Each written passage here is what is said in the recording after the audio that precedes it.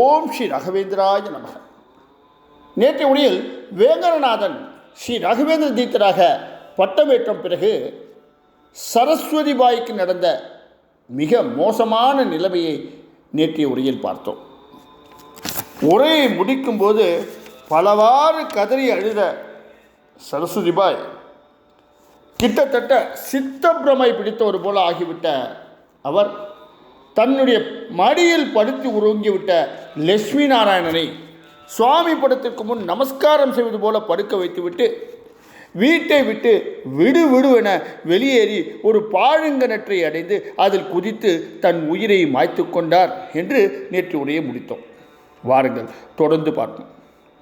சரஸ்வதி பாய் தற்கொலை செய்து கொண்ட செய்தியை அறிந்து லட்சுமி நாராயணனின் பெரியப்பா குருராஜர் அனாதையாகிவிட்ட லட்சுமி நாராயணனை தம்முடன் அழைத்து சென்று விட்டார். இப்படியாக இயற்கைக்கு மாறாக தன் உயிரை மாய்த்து கொண்டு சரஸ்வதி பாய் பிசாசாக உருமாறி ஸ்ரீ ராகவேந்திரரையே சுட்டத் துவங்கினார். இயற்கையாக மரணம் சம்பவித்தால்தான் அவரவர்களின் பாவ புண்ணியங்களுக்கு ஏற்பவர் போல சொர்க்கமோ நரகமோ கிட்டும். சரஸ்வதி பாயை போல இடையிலேயே வாழ்வை முடித்துக் கொள்பவர்கள் பேயாக பிசாசாக உலவுவதுதான் இயற்கை. தனது கணவரின் மீது அதீதமாக பாசம் கொண்டிருந்த சரஸ்வதி பாய் பிசாசாக மாறிய பின்னரும் ஸ்ரீ ராகவேந்திரனின் முன் தோன்றி அரட்டத் துவங்கினார். பிசாசின் நிலையினை கண்ட ஸ்ரீ ராகவேந்தர் அதற்கொரு முடிவு கட்டை எண்ணி கமண்டலத்திலிருந்து தீர்த்தத்தை எடுத்து அந்த பிசாசின் மீது புரோஷனம் செய்ததும் பிசாசு ரூபத்தில் இருந்த சரஸ்வதி பாய்க்கு நற்கதி கிட்டியது.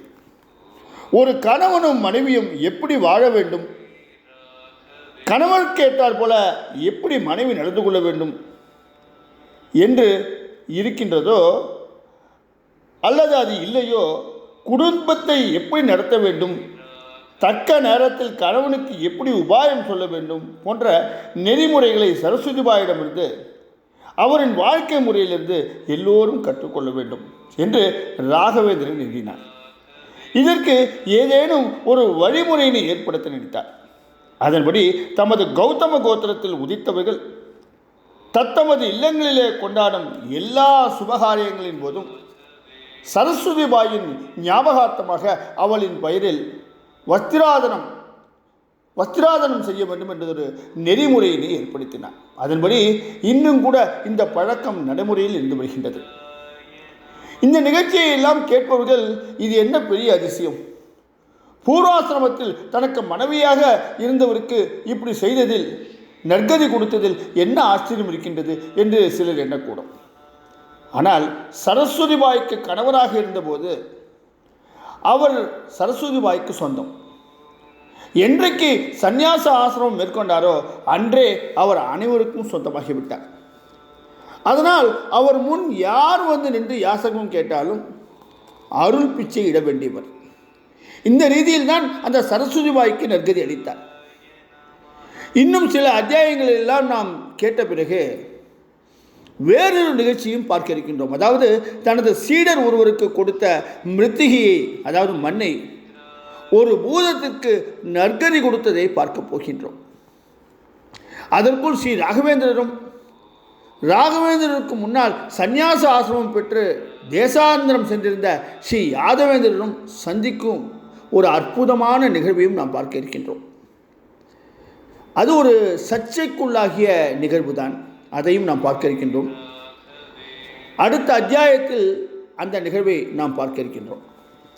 அதற்கு முன்பாக ஒரு சிறு என்னுடைய இந்த உரையை சொல்லும்போது நான் பட்ட அவஸ்தையை உங்களோடு பகிர்ந்து கொள்ள விரும்புகின்றேன். என்னதான் கடவுளின் உத்தரவின் பேரில் ஸ்ரீ ராகவேந்திரர் சந்நியாசம் மேற்கொண்டிருந்தாலும் ராகவேந்திரர் சரஸ்வதி பாய் மேலும் தன்னுடைய குழந்தை மேலும் அலாதியான அன்பு வைத்திருந்தார் என்பதை பார்த்தோம்.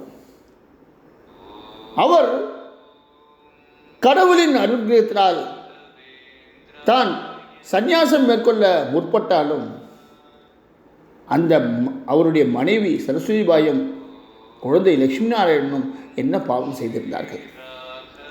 அவர்களுடைய நிலைமையை நினைக்கும் போது உண்மையாகவே இந்த உரையை சொல்லும்போது என்னுடைய மனம் கதறியது.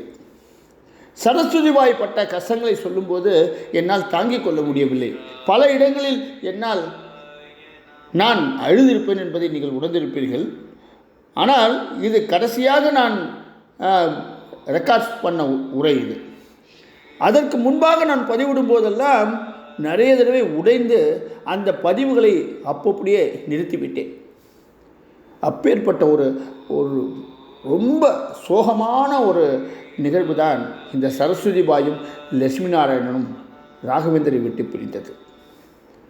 தொடர்ந்து நாளை ஸ்ரீ ராகவேந்திரனும் ஸ்ரீ யாதவேந்திரனும் சந்திக்கும் நிகழ்வை பார்க்க இருக்கின்றோம். ஓம் ஸ்ரீ ராகவேந்திராய நமக. ஓம் ஸ்ரீ ராகவேந்திராய நமக. ஓம் ஸ்ரீ ராகவேந்திராய நமக.